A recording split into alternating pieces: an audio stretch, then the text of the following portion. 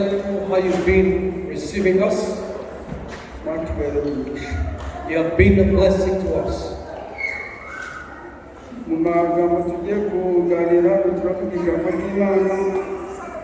Oh, we're going to share the word of God.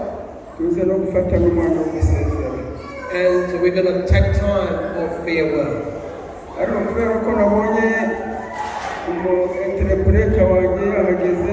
Because I've seen my interpreter is already here. Please, I want to preach in Swahili.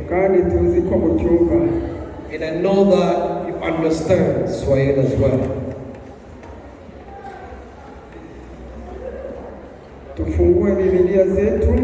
Let us open the Bible in the book of Exodus, chapter 14, verse 9 hadi mstari wa 14 to 14. Kitabu cha Kutoka, Exodus, the book of Exodus, sura yake 14, chapter 14, mstari wa 9 hadi wa 14. From verse 9 up to 14. Tutasoma kwa jina la Yesu. We're going to read in the name of Jesus. Nadhani kila mmoja amekwisha kupata nafasi ile. And I'm sure that everybody is there. Neno la Mungu linasema hivi. The word of God says, Wamisri wakafuata nyuma yao. The Egyptian pursued them. Farasi zote na magari yote ya Farao na askari zake wenye kupanda farasi, and all Pharaoh's horses and chariot and horsemen in his army, and all overtook them. Na jeshi lake na wakawapata hali wamepanga pale karibu na bahari, karibu na Pihahiroti, and camped on the sea by Pi-hahiroth in front of Baal-zephon, kukabili Baal-zephoni. Hata Farao alipokaribia, wana wa Israeli wakainua macho yao na tazama, Wamisri wamekuja nyuma yao, wakaogopa sana. Wana wa Israeli wakamulilia Bwana, wakamwambia Musa, je, kwa sababu hapakuwa na makaburi katika Misri umetutoa huko ili tufe jangwani? Mbona umetutendea haya kututoa katika nchi ya Misri? Neno hili silo tulilokuambia huko Misri tukisema, tuache tuwatumikie wa Misri, maana ni afadhali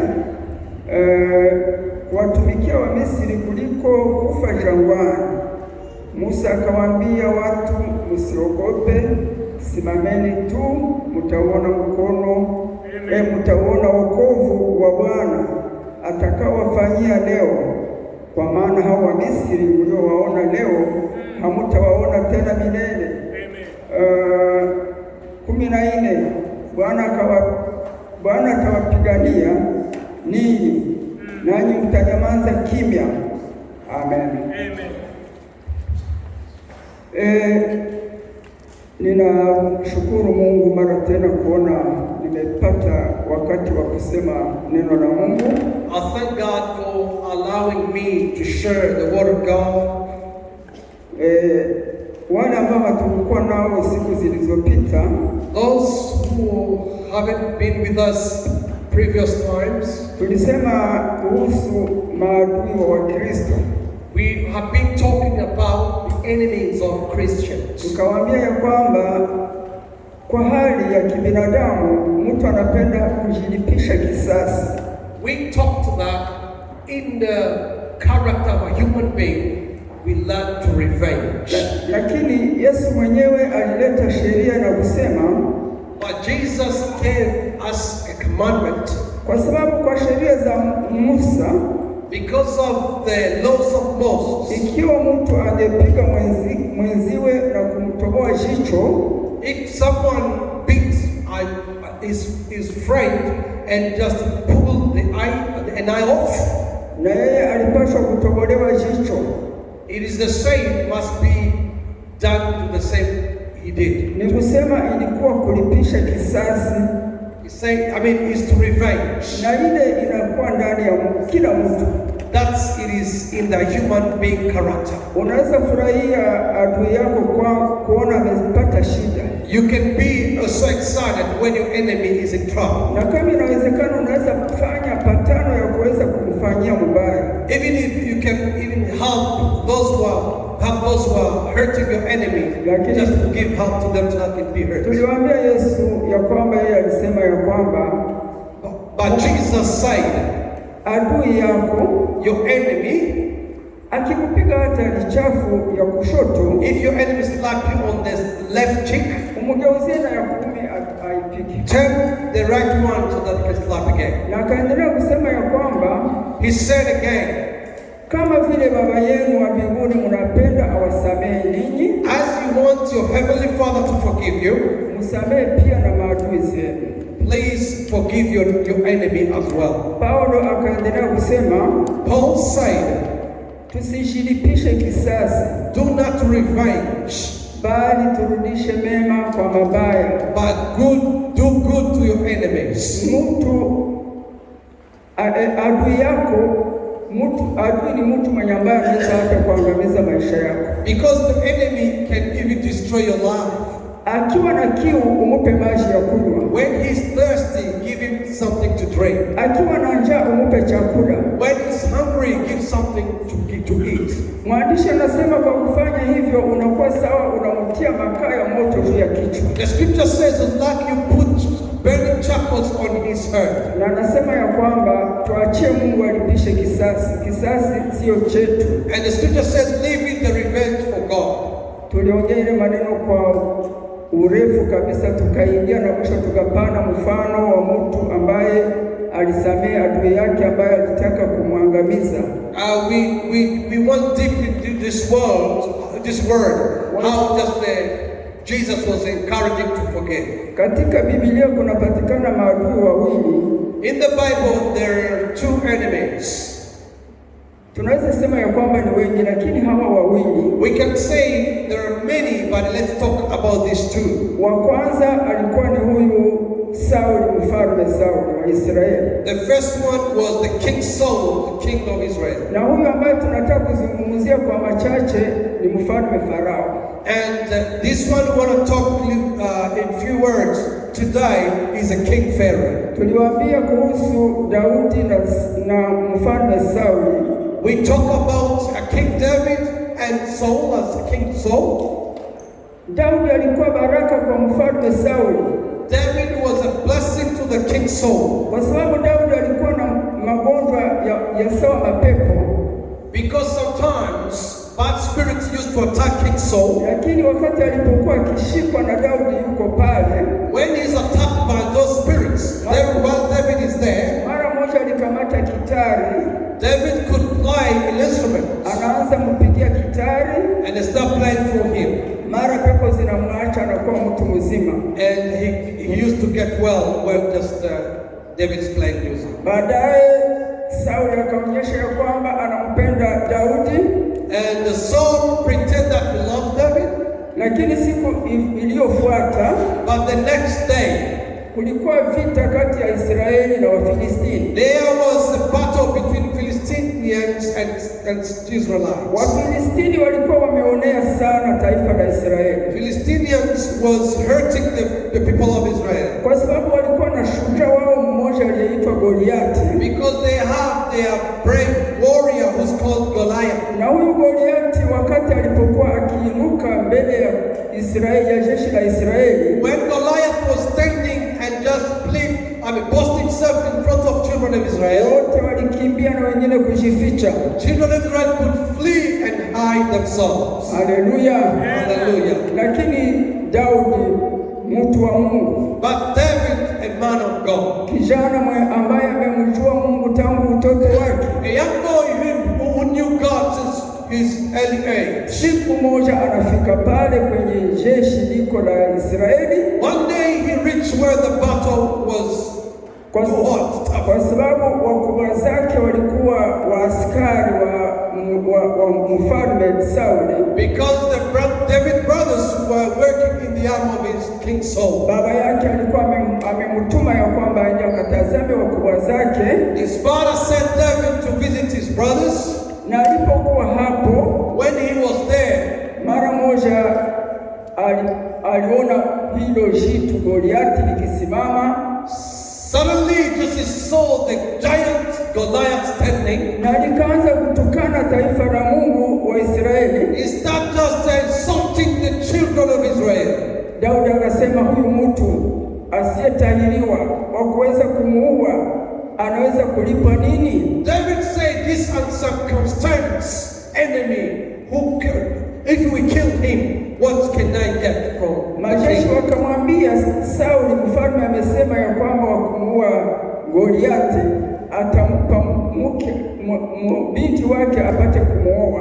And they said, if you kill this giant, you're gonna get a daughter of the king, and it's gonna be your wife. Wakubwa zake na Daudi walikuwa pale, wakaanza kumkemea Daudi. And his brothers, David's brothers, started rebuking David. Wanamwambia, kwa nini umeacha zile kondoo? Unafanya nini hapa? They told him, why are you not looking after the sheep of the father? Why are you still here? Na tunajua ya kwamba unapenda kujiinua wewe mtoto. And we know that you like God, you would like to show up. Mungu atusaidie wa Kristo. May God help us Christians. Adui wa mtu si kwamba ni ule ambaye unajua ya kwamba kuko kitu mnafia na yeye. The enemy is not the one who is close to you. Mtu ambaye hajui Mungu, someone who doesn't know God, mnaweza ishi naye na gisi anakuona tu na anakuchukia tu. So you can live together and then start hurting you without any reason. Huyo Sauli sasa, but this King Saul, yuko pale anasikia Daudi anaanza kufanya plan ya kusema ashambulie Goliathi. And he was there, he heard how David is planning to attack Goliath. Kuna maneno tuko tunaruka pale. We are doing like a summary of the story. Lakini mara moja Daudi aliweza kukamata mjeledi. Straight away David took his no, it's not spear. It's like his weapon he used to do, like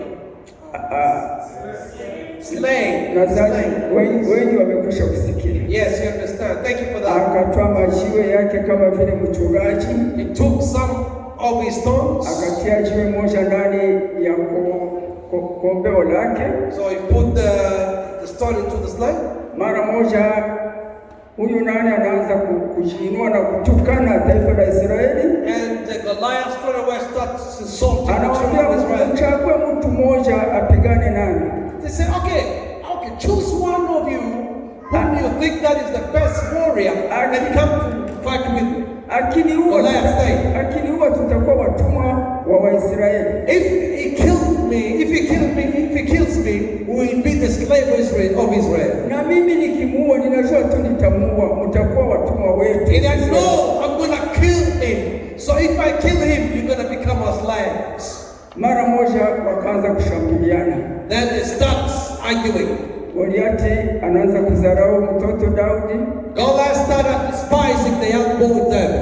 Anamwambia unanikuia na msheleti kama mwenye kuinda nani ndege. So you coming with a sling as if you are hunting the bird. Anamwambia leo kichwa chako nitakitoa kwa ndege wa anga wapate kukula. And David said, I'm gonna give your head to the birds of the air. Na yeye akaanza kumchamba na kumwambia, wewe mtu ambaye hutahiriwe, unamtukana Mungu wa Israeli wewe. And he said that uncircumcised man, how can you just insult the people of God and our God? Ninakujia kwa jina la Mungu wa Israeli na mtusi wewe. I'm coming to you in the name of our God, who we are insulting right now. Mtupia jiwe. So he threw the stone, na hili jiwe mara moja lilimwingia kwenye kichwa, and the head, the stone hit him on the front of the head. Goliath akaanguka chini. Ni habari mnaofahamu. And the Goliath fell down. Lakini sasa wamama ninawapenda sana. Women, I love you. Waliona ile ikakuwa furaha kwao. When they saw that happen, the women start being excited. Walisikia zile habari katika vijiji vyote, wakakusanyika. They heard that story, what's happening, so they came together. Kama ni pendo kwa gisi tunapiga pendo kwa leo. We don't know if they use the traditional instruments as human use. I mean, African women use. Wakashuka wakifikiri ya kwamba wanapelekea mfalme habari njema ya kumfurahisha. They thought the king as well is going to be excited with the praise. Ya kwamba adui amefariki. Say, the enemy is dead already. Lakini kwa sababu walikuwa wakiimba na kusema Sauli aliua mamia. They were singing, King Saul killed hundreds, na Daudi ameua maelfu, and David killed thousands. Hiyo neno ikamchukiza mfalme. Then the king got jealous of that. Na mara moja mfalme akaanza kusema, kumbe Daudi, kinachobaki sasa ni kupokea ufalme. The king talked to himself, said, David is going to overthrow me. He's going to replace me. Bana nisarau mimi niliua mamia, yeye aseme aliua maelfu. They despise me that I killed hundreds, but David killed thousands. Kwa haraka huyu mfalme, this king straight away, Daudi alipoingia nyumbani kwake, when David entered into his palace, kama kawaida, as normal, hayo kama mfalme amekwisha kupanga mpango wa kumuua. He didn't know that the king planned to kill him. Anataka kupiga kinanda hivi wakati aliposhikwa na mapepo. When he wanted to start playing his instruments, when he was possessed by demons, aliporudiwa na akili alishika mkuki. when the king came to his senses, he took his spear, akamtupia Daudi. He threw it to David. Lakini kwa sababu alikuwa mikononi mwa Mungu, because David was in God's hands, akaweza kukwepa ile mkuki ikakamata kibamba. He escaped the spear, and the spear hit the wall. Tangu ile siku Daudi alijua ya kwamba Sauli ana mpango wa kumuua. From that day David noticed that the king Saul is planning to kill him. Mara moja alimtupia mkuki, stones, na siku nyingine alimtupia mkuki. Even the other day he threw him the spear. Baadaye Daudi akamata njia ya kukimbia. Then David decided to flee. Kwenda kujificha hata jangwani. He went to the wilderness. Kuna siku Sauli alienda akimfuata. Well, remember one day King Saul was searching him. Usiku ulipoingia, when the dark came, akaingia ndani ya mwamba. He hid himself in the rock. Alipoingia mule ndani, when he hid himself in the rock, kumbe na Daudi ni mule yuko na majeshi yake. David was in there with his sword. Na mara moja Daudi mkuu wa majeshi akamwambia ya kwamba ule adui Mungu amemtia mikono yako sasa. And they said, okay, one of David's soldiers said, okay, the enemy is in our hands now. Hii ni wakati sasa ya kumaliza. Mimi uniruhusu, ndatupa tu mkuki limoya tu na utamwingia hata kwenye udongo. This is an opportunity to kill our enemy. So give me just the permission. Daudi akamwambia, la, usijaribu kumgusa mpakaliwa mafuta wa Bwana. David told his soldier, do not kill Mungu mwenyewe ninajua siku moja ataamua kati yangu na yeye. I know one day God will decide, will revenge on my behalf. Daudi akaingia akakamata nguo yake Sauli, then David akakata kadogo tu, cut the piece of cloth of his, na asubuhi akaondoka. And in the morning Sauli mwisho alipofika yule ya mlima akaita Abneri aliyekuwa mkuu wa majeshi ya Sauli. And David called Abner, who was the commander of the soldiers, King Saul. Niko nataka kuambia jinsi ya kumpenda adui.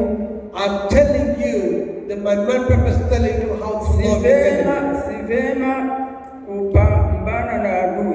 It's not good just to fight with your enemy. Adui anaweza kukuumiza. Enemy can hurt you. Adui anaweza kukuchosha hata meno. An enemy just can took the teeth off. wewe umrudishie mema tu. Instead of revenging, just do good to your enemy. Au acha Mungu akupiganie. Let God fight for you. Tusijipiganie wa Kristo. Do not fight for yourself.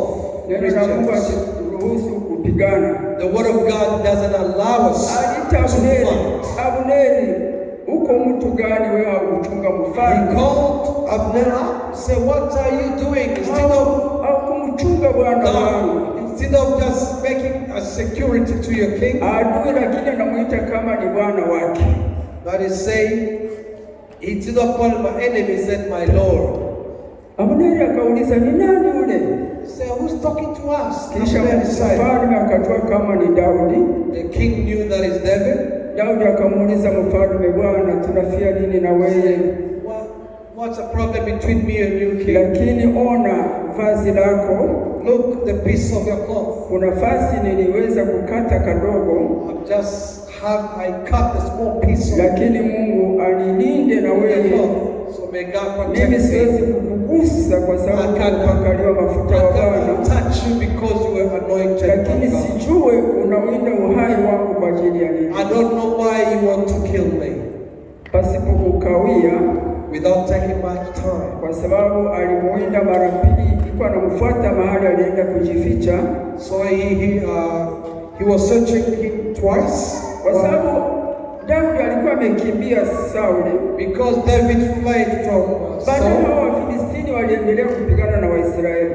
Till the Philistines kept fighting against Israelites. Na mara moja Sauli alipokwenda kupigana na Waisraeli, when David fought with the children of Israel, Goliath fought against the children of Israel, alifia huko kwa mapambano yeye na kijana wake Jonathan. The king Saul died in the battle with his son Jonathan. Sauli akafa.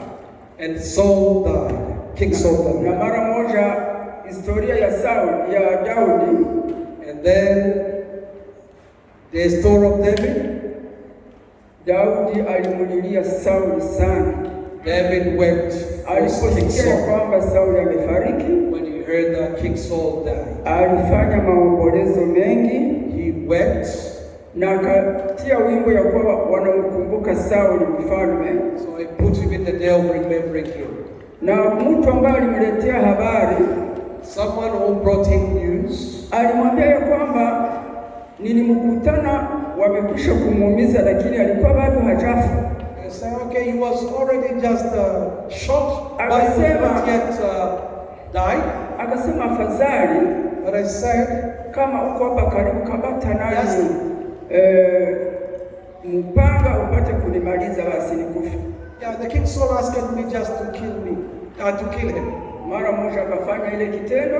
Then the soldier did it. Lakini wakati alirudia kufasiria Daudi, when he came just to tell that news to David, Daudi alikamata mavazi yake akayararua. David took off his clothes. Akasema, kwa nini umetenda kitendo kama kile? So why did you do this? Mara moja akaomba watu waende wamuue ule mtu ambaye alimuua mfalme Saul. Then he asked his soldiers to kill the soldier who killed the king Saul. Baadaye Daudi akawa mfalme badala ya Saul. David succeeded on the throne, became the king. Hallelujah.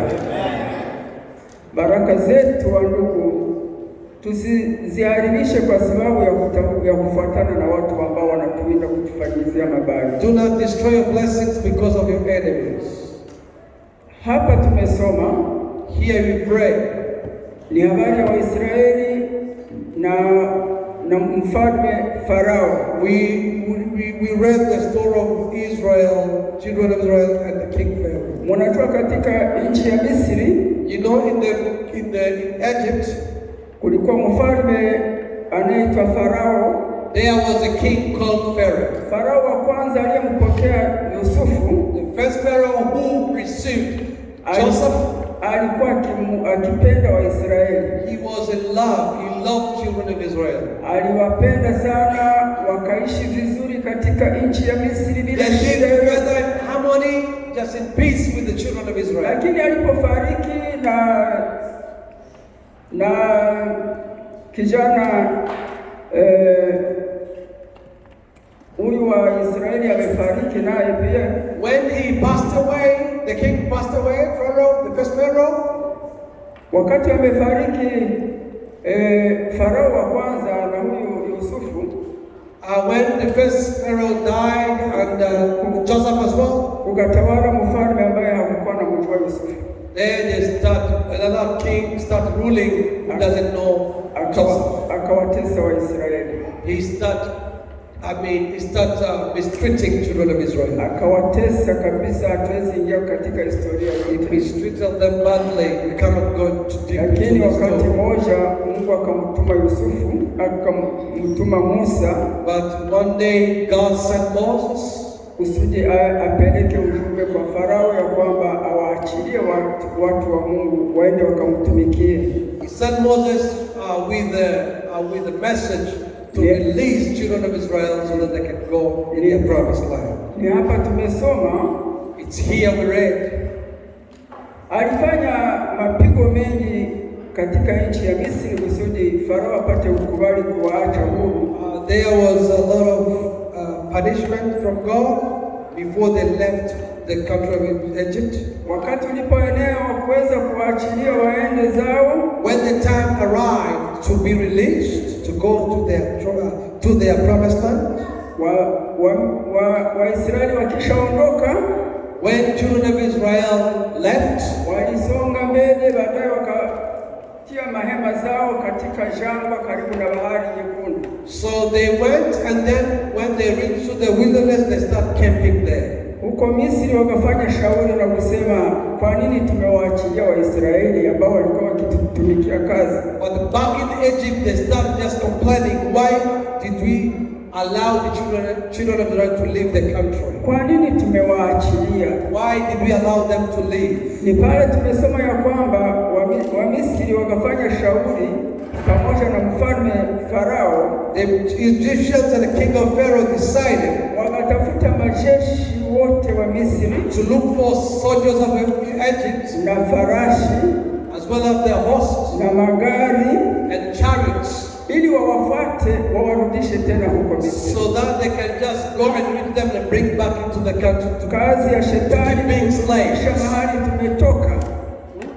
Kazi ya shetani ni kutafuta turudishe mahali tumetoka. The work of the devil is there to bring back where we came from. Hivi tumemkimbia, lakini anahitaji aturudishe nyuma. We fled from him, but he's trying to pull us back where we were before. Farao akasimama na majeshi yake, but Pharaoh stood with his soldiers, army nzito nzito, with his strong army za kila aina.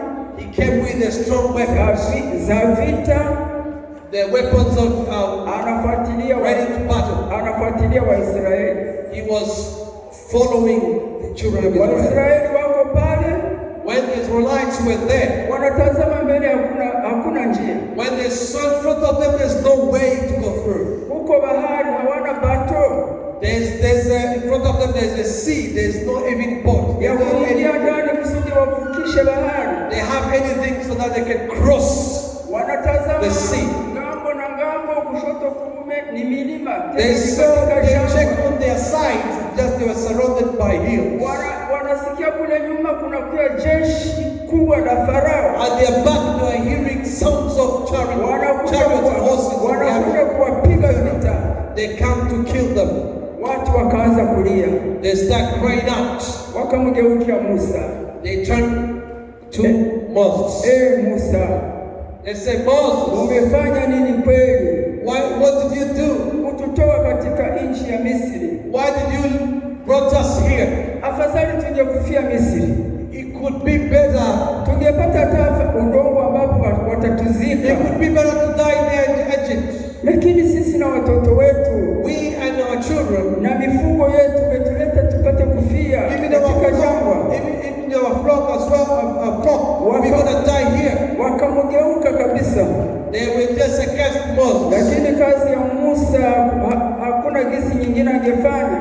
But Moses couldn't do anything. Mara moja alipokutana na shida, when he faced the problem, alikimbia mbele ya Mungu na kupiga magoti na kuuliza Mungu. He went before God and kneeled and asked God, hawa watu ulionipa wanataka kunimaliza. He asked God, these people you have given me, they want to kill me. Hili ni neno la kufariji wachungaji, ndugu zangu, watumishi wa Mungu. This is the word of encouraging pastors and the people and the men of God. Katika kazi ya Mungu pia kunakuwa vita. You know, in the work of God there's a challenge.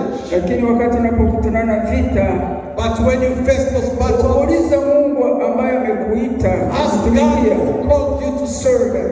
Kuna vijana mmoja hapa wanalifahamu, hao walitoka Kenya, na wengine waliotoka Karongi kule ngambo ya kwetu. There are some those who came from Kenya. They know Karongi is part of Rwanda. Wananifahamu kabisa, wanajua vita ambazo nilipigana katika kanisa la Maranatha. They knew the battle that I fought in the Church of Maranatha. Hakuna mwenye anajua ile kati yenu. Is there anyone who knows the battle? Hawezi kosa. Yes, that one knows. Ule anajua. Lakini kila mara ninamtazama Mungu na nauliza Mungu, ni wewe uliniita ukutumikia? Anytime I used to go back to God and ask God, did you call me to serve you? Manake maandao ulinipa ukutumikia imekwisha, ni ikali. Say, God, the time is over.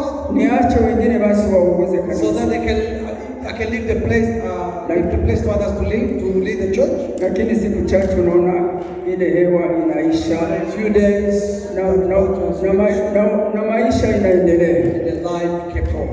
Musa naye alikuwa na desturi ya vile. Moses was like that.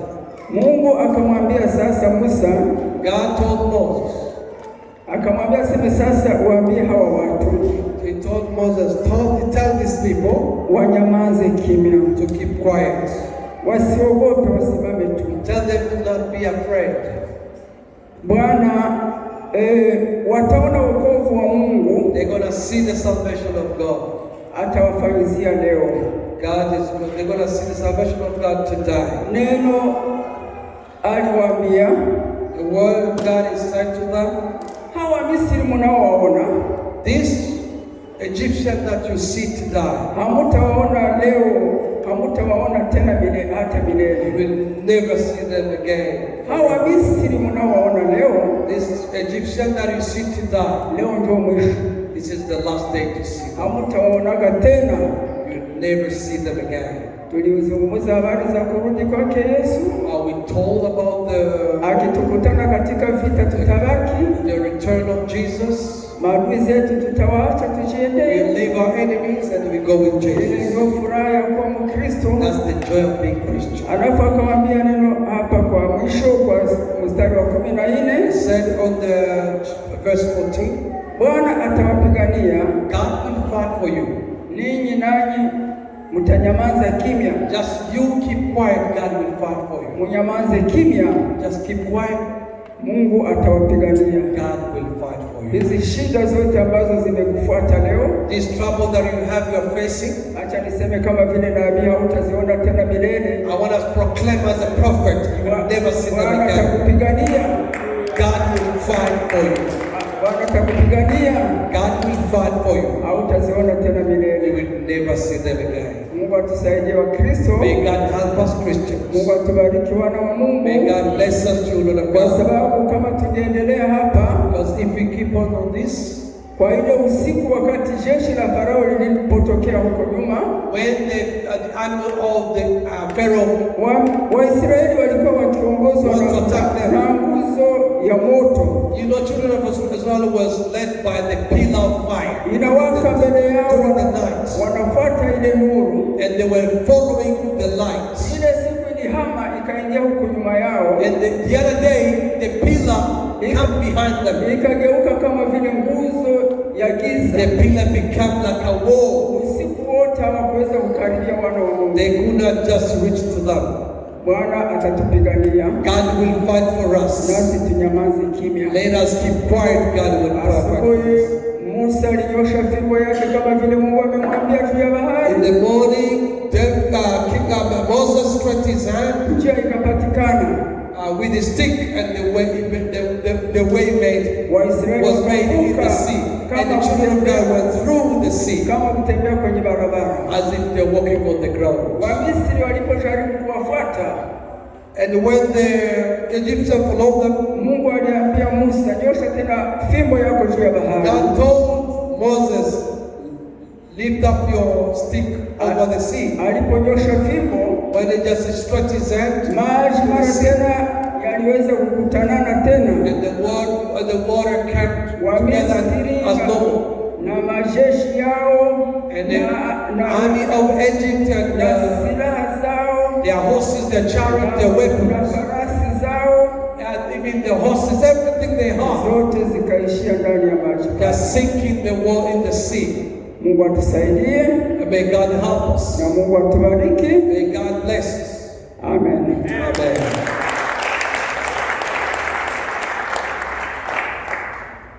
Neno ya kufuata, the next word that I have, nitaomba jamaa langu wafike hapa.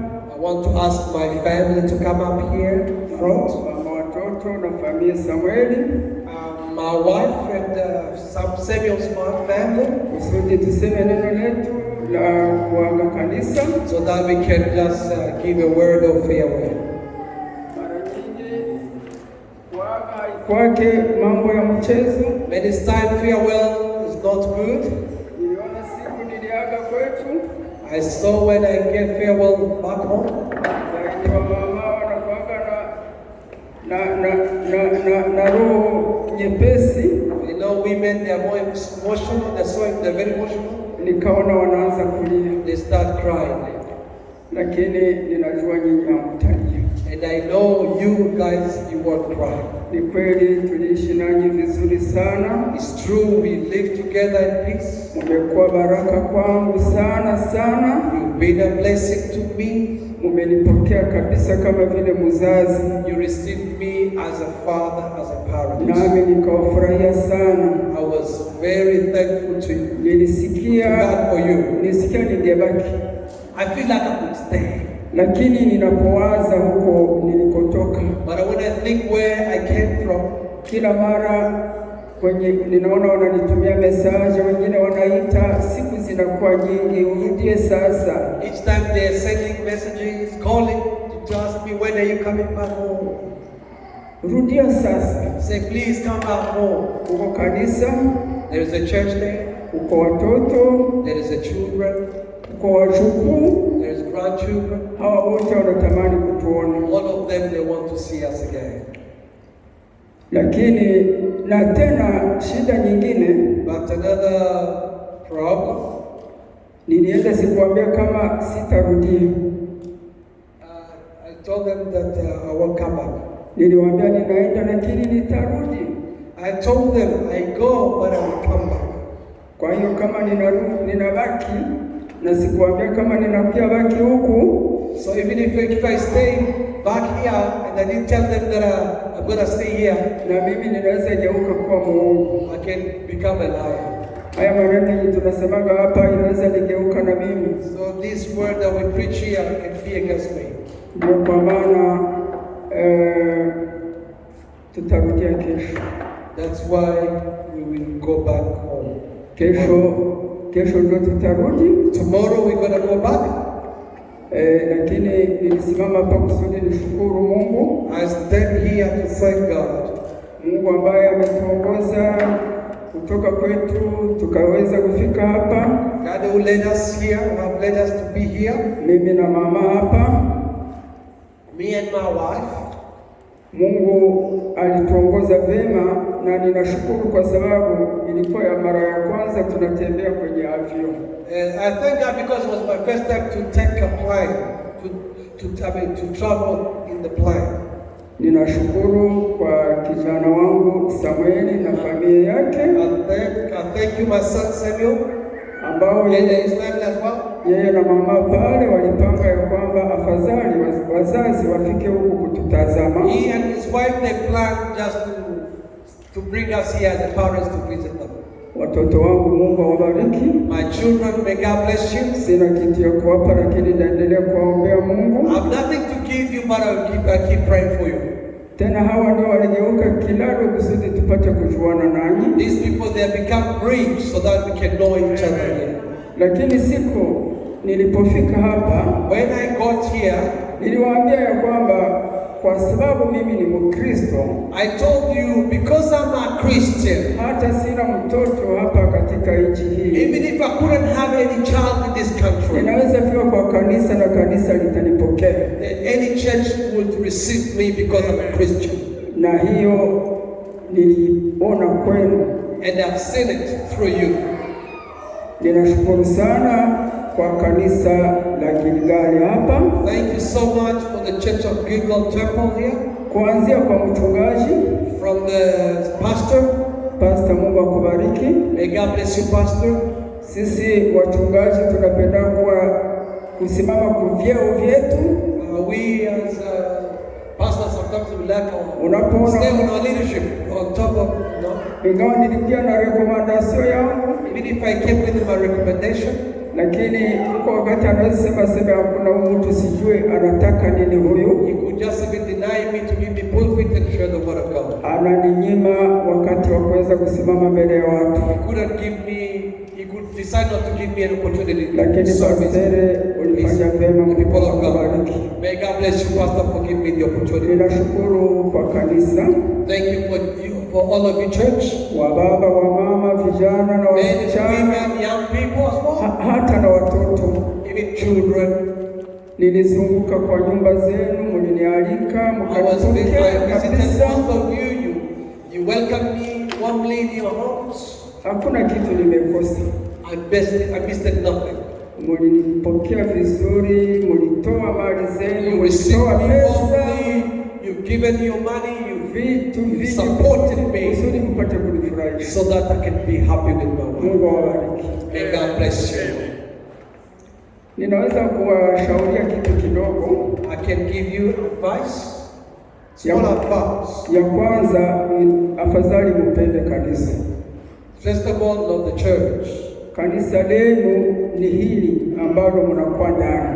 The church is this one you attend every day. Mubaki hapa, mngoje Yesu hapa. Stay here and wait upon Jesus. Hapana kusikia sauti za kutoka huko na huko. Don't hear all different teachers of the world. Huko wakati ninaweza bakia huku, maybe I can stay here, lakini kwangu haiwezekani.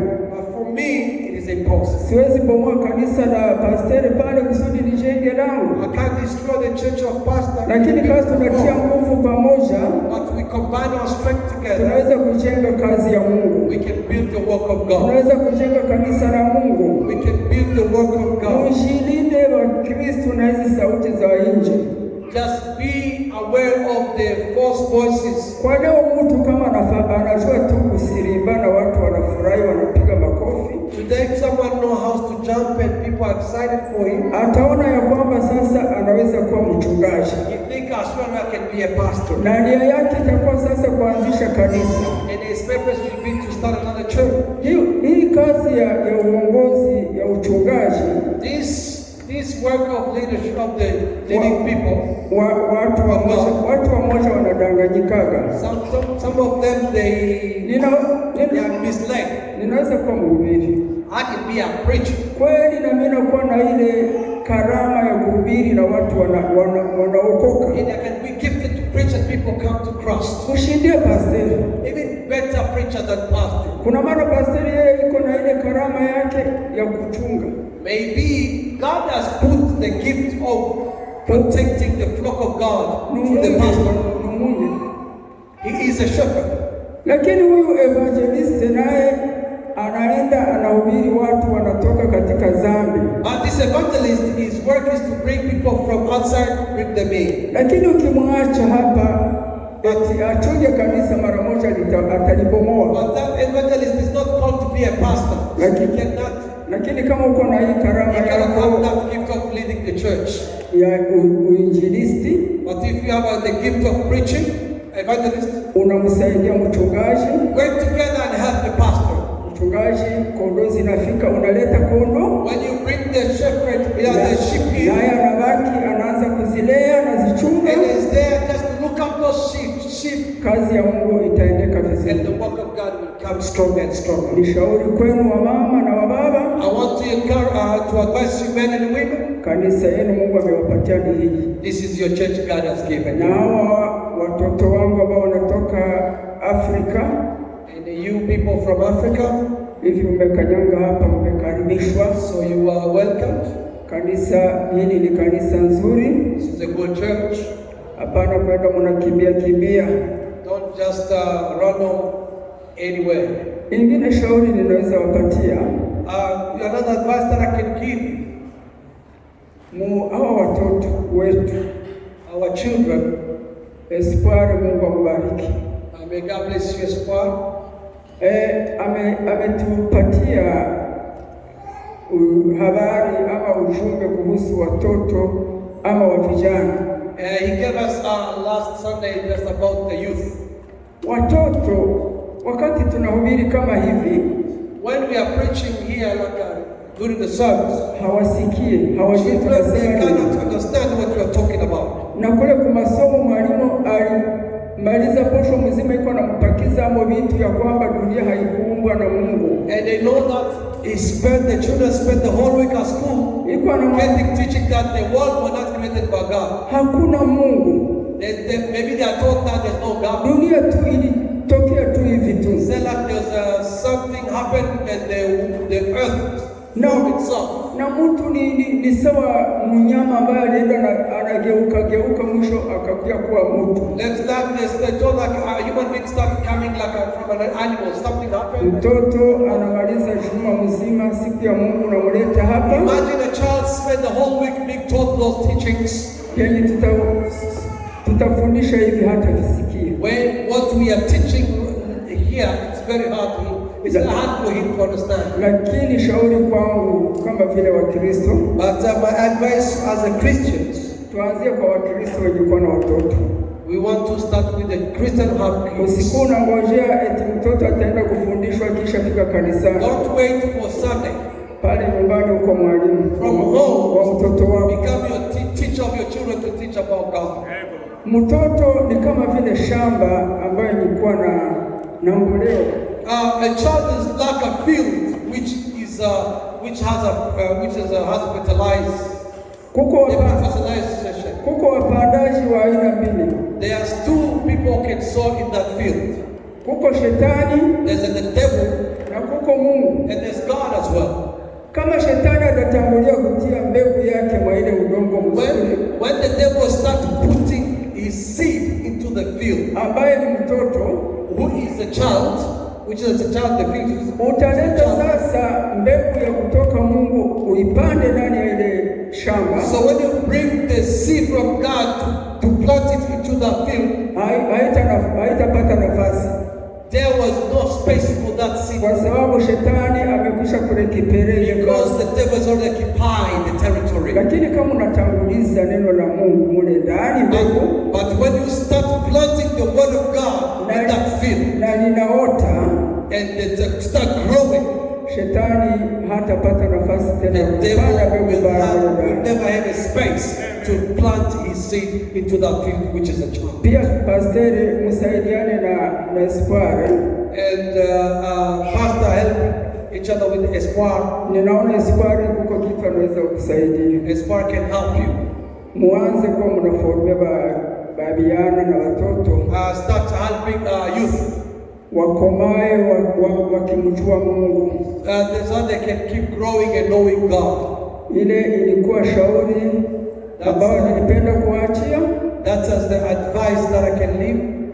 Alafu kwa hatua ya kuaga, and another word for farewell, mtuombe. Please pray for us. Safari ni ndefu. It's a long journey from here to Africa. Na sisi tutawaombea. We'll pray for you as well. Wenye niko na namba zao za telefoni. I have your contact numbers. Walipata mzuri na wengine wenye wako nazo wanaweza kunipazo. Those who have not given their contacts, please give it to me. Kukuombea na niko huko. I'll be praying for you when I'll be there. Hata na mimi nikiwa na mahitaji nitakuomba na wewe. Even if I need your prayers, I will ask you to pray. Sababu sote tunasaidiana kwa safari. Because we have each other in this journey towards heaven. Inayobaki ninawapenda sana. The rest of that, I love you. Wakati mtakapofunga safari mkielekea Afrika mkikanyanga kwa nchi ya Rwanda, when you come to Africa, when you land the country of Rwanda, mara moja muulize kwa papa ni wapi. Ask straight away to my place. Wakati moja maneno ya Mungu tu tunayatosha katika teori. Sometimes we live when we take the word of God as a theory. Manake kusema tu. It's not just words, that's what. Lakini tuyatie na practice. Let's put it to practice. Tufanye vile neno linasema. Let's live the word of God and do what the word of God tells us to do. Mimi kupitia Samueli nimekwisha kuwaona nyinyi wote kama mko watoto wangu. Through Samuel you are my children.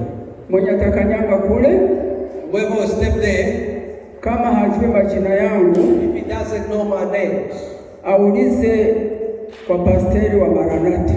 Ask the pastor of Maranatha Church. Sababu ninamaliza miaka mingi mule na sitaachaka. Mnaona kwa nini nafikia siwezi acha kazi ya Mungu. In the Maranatha Church. Akose kama nahamia nchi nyingine. Unless if I move to another country. Au unauliza ule mchungaji wanayemuita Shabatua. Shabatua. Alizaa watoto watatu wa mapasa. Okay, so they will call him Shabatua, meaning someone who had triplets. Tuko na Shabade. We have twins.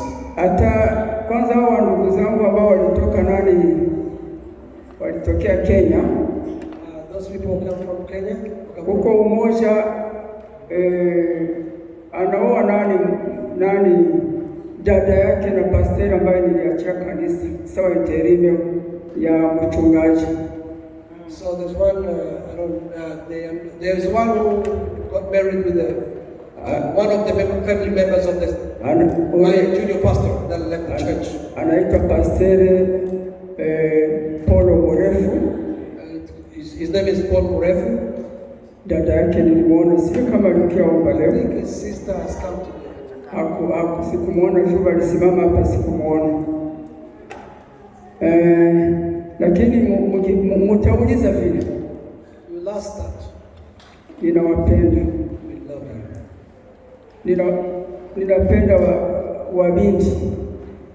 I love my daughters. Ninapenda wa vijana. Love my sons. Pamoja mtafika kule mnasema mimi ni dada yake na Samueli. So I love when you come there, say, okay, I'm the sister of Samuel's sister. Ninaishi mbali Mbazungu. I live far away from. I come from the white country. Lakini ninatembelea kwa baba na mama. So I come just to visit my parents in Africa. Tutawapokea mzuri. Receive you warmly. Wa udogo yake na Samu, wakubwa zake, watoto wake, siblings, they are there. Tutawapokea vizuri. Receive you warmly. Ukifika nyumbani, when you reach home, jaribu kusikia furaha. Be happy when you are home. Ucheke, smile. Ufanye kitu unapenda mule nyumbani mwenu. Do something you like in the house. Feel at home. Ni kwa papa na mama. This is a place where na ninajua moja it's your home. Wanajua ile walishaanza kutumikisha kusema papa, daddy, mami. Call your mom, dad, stuff like that in the house. Basi mwache tuachie pale. Let's finish by here. Tunawachunga. We're waiting for you. Ukifika kwetu, when you come to Africa, jaribu kufika nyumbani. Please visit us. We will receive you. Tutakutana. We just find us kama siko mtakutana ndugu zenu pale. If there, your brothers watawapokea hii habari nitaipeleka. Because this I'll give this. Nasema nimeacha watoto wangu katika imani huko kwa nchi ya Australia. I left my children in spirit. Mwenye atafika mpokee. Please, whoever come here, receive them warmly. Ninawapenda wandugu. I love you guys. Na najua Mungu atatusaidia tutaonana. And I know God will help us. Na tusipoonana hapa duniani, if we don't see each other in this world, tunachunga parapanda, si ndivyo? You're waiting for the trumpet. Parapanda ikilia tunakutanana. We'll just meet together here ya Yesu Kristo. Before Jesus Christ. Mungu awabariki. May God bless you.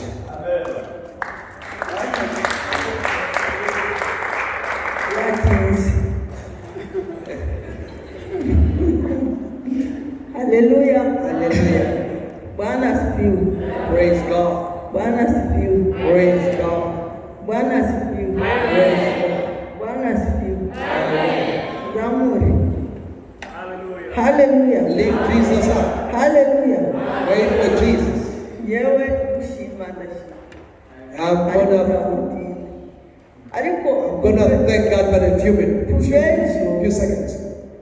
ndikumva indirimbo cyane. Since yesterday, Indirimbo there's a song which is, siku moja mavuno itaisha. so one day the harvest Baishake will finish. abamama baze turimbe twese. I want to invite women in this African song for praising God, and we're gonna all women, African Kandi women. abamama mwese Imana bahumugisha. Women, may God bless you all. Mwese Imana bahumugisha. Young people, may God bless men, may God bless you. Abamama baze nyine turirimbe iyo ndirimbo ariko n'urusengero rwose. Please welcome women and help me and all the church stand on your feet. We're gonna praise God for that song.